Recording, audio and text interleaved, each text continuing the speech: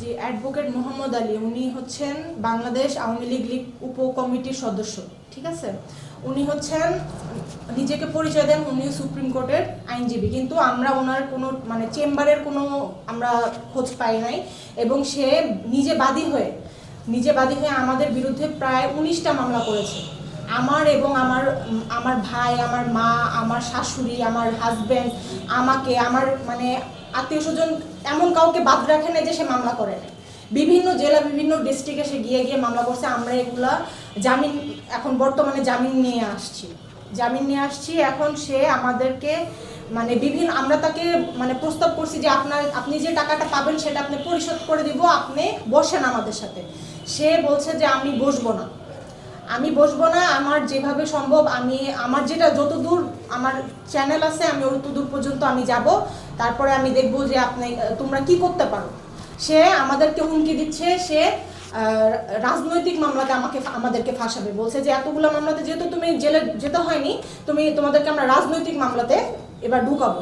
সে নিজেই একজন আওয়ামী লীগের উপকমিটির সদস্য বর্তমানে বলতে উনি এখন নিজেকে ধামাচাপা দিয়ে এখন বিভিন্নভাবে আমাদেরকে হয়রানি এবং হেনস্থা করে বেড়াচ্ছে। এইভাবে মানে আমাদেরকে বলতেছে যে আমরা কোনো সমাধানে আসবো না, তুমি কোর্টের মাধ্যমে আসো, আমি 30 লক্ষ টাকা তোমার কাছে পাই।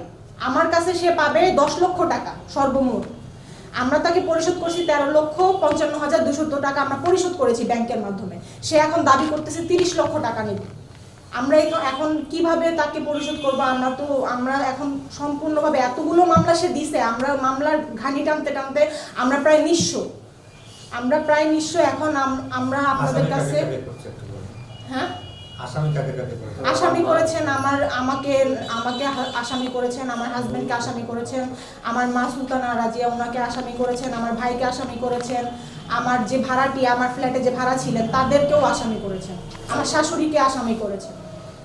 উনি একমাত্র বাদী, মামলাগুলো সকল মামলার বাদী উনি একাই। উনি 24,50,000 টাকা আমাদেরকে সুদের উপরে টাকা দিয়েছিল। লাখে সে 2,000 টাকা করে প্রত্যেক মাসে নিবে। এখন সে দাবি করতেছে সে লাখে 3500 টাকা করে নিবে।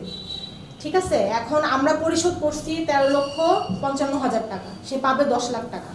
তো এখন সে দাবি করতেছে আমরা তাকে 30 লক্ষ টাকা দিব এক মুঠে।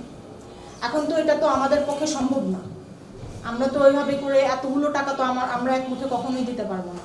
আমাদের এখন আর্থিকভাবে আমরা খুবই হেনস্থা।